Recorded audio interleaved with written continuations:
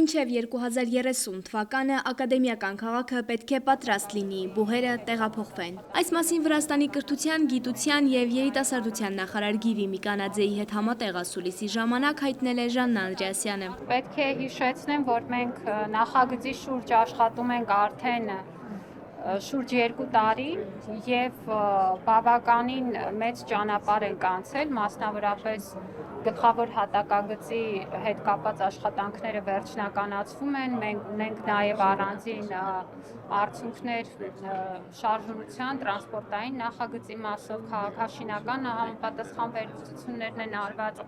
ամեն ինչ պատրաստ է, որպեսզի մենք սկսենք իրականացումը և մեր գործընկերների հետ միասին հստակեցված է նաև իրականացման ռազմավարությունը։ Այնպես որ այո, առաջին փուլում նախատեսվածը մինչև 2030 թվականը իրականացնելը ես իրատեսական եմ համարում։ Կան նախնական հաշվարկներ, թե ակադեմիական քաղաքը որքան կարժենա պետության համար։ Այն այս պահին գտնվում է ակտիվ ներդրումային փուլում, ներկայացնում է նախարարն ու առանձնացնում մի քանիսը։ Մենք գտնվում ենք ֆինանսական և ներդրումային պլանի մշակման ընթացքում, աշխատում ենք հեղինակավոր խորհրդատվական կազմակերպության հետ և առաջիկա 1-2 ամսվա մեջ կունենանք ամբողջական թե ֆինանսական հաշվարկը և թե ներդրումային պլանը, ինչը նշանակում է, որ մենք պլանավորում ենք իհարկե, որ այս մեծածավալ ծրագիրը ոչ միայն պետական բյուջեի միջոցներով պետք է իրականացվի, այլ մենք պետք է ունենանք ներդրումային համապատասխան միջավայր և տարբեր բաղադրիչներով ներգրավենք գործընկերների։ Պետք է ասեմ, որ արդեն իսկ շատ մեծ հետաքրքրություն կա, օրինակ ազգային ստադիոնի մասով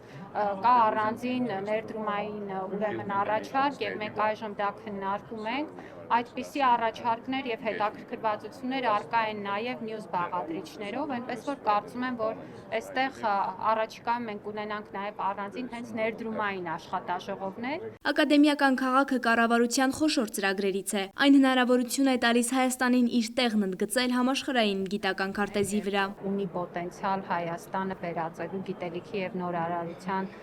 տարածաշրջանային կենտրոնի, դրա լայն մեկնարկն ենք տալիս, ներգրավելով նաև մեր միջազգային գործընկերներին և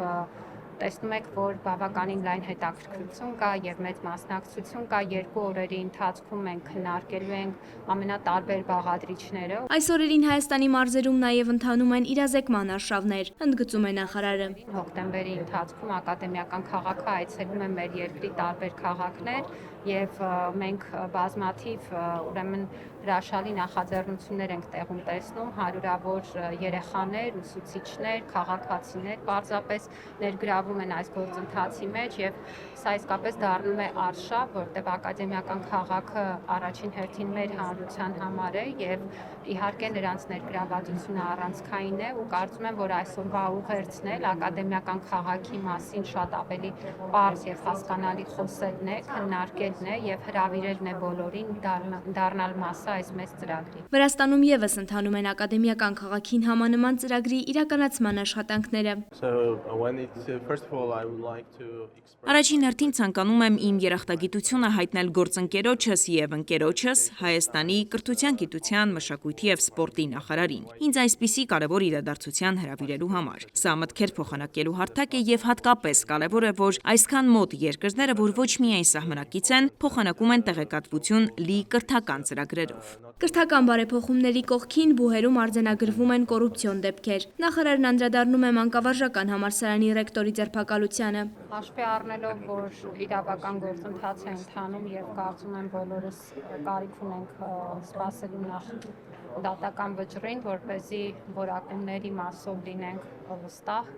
Ես իհարկե կսպասեմ այդ վճիռներին, բայց արդեն իսկ այն տեղեկատվությունը և հաղորդագրությունը, որ տարածված էր, ավելի քան մտահոգիչ է և ես կարծում եմ, որ այստեղ մենք շատ մեծ անելիք ունենք, նման իրավիճակներն ու իրադրությունները պետք է բացառվեն ցանկացած բուհում ու հատկապես մանկավարժական համալսարանում, որը ուսուցիչ է կրթում։ Շողեր Ղլիջյան, Բեն Անտոնյան, Արմալուր։